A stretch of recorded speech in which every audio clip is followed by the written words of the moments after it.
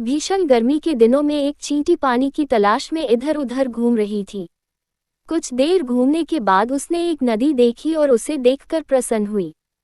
वह पानी पीने के लिए एक छोटी सी चट्टान पर चढ़ गई, लेकिन वह फिसलकर नदी में गिर गई।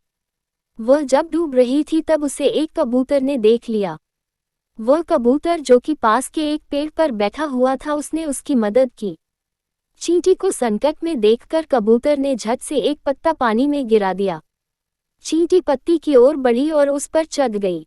फिर कबूतर ने ध्यान से पत्ते को बाहर निकाला और जमीन पर रख दिया। इस तरह चींटी की जान बच गई और वह हमेशा कबूतर की ऋणी रही। इस घटना के बाद चींटी और कबूतर सबसे अच्छे दोस्त बन गए और उनके दिन खुशी से बीते। लेकिन एक दिन जंगल में एक शिकारी आया। उसने पेड़ पर बैठे सुंदर कबूतर को देखा और अपनी बंदूक से कबूतर पर निशाना साधा। ये सब वह चींटी देख रहा था जिसे कि उस कबूतर ने बचाया था।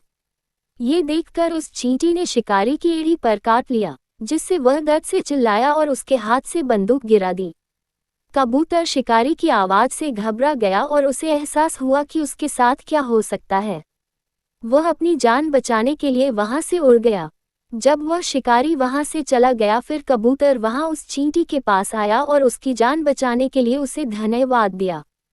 इस तरह दोनों दोस्त विपत्ति के समय में एक दूसरे के काम आए। कहानी की सीख। इस कहानी से हमें ये सीख मिलती है कि एक अच्छा काम कभी बेकार नहीं जाता, समय आने पर वो अवश्य फल देता है।